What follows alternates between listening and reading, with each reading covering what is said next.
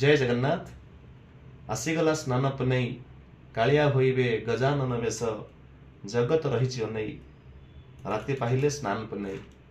महाप्रभु काली हाथी बेश हेबे 108 सोना कूअर जल महाप्रभु काली स्नान करेंगे। आम भी देखिपे गजानन बेश करुचु।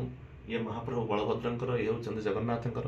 तेणु काली महाप्रभु स्नान कर सारे तापरे जर हम एमती ठाकुर कई अच्छा कि आज्ञा संसार में जो ठाकुर को जर हम जस्य स्मरण मात्रेण जन्म संसार बंधनात् जार खाली स्मरण करदे ये संसार बंधन मुक्ति हो जाए तांको पुणी जर हम भक्तों जर को देह को नहीं जरे कंपीबे कला गोसाई।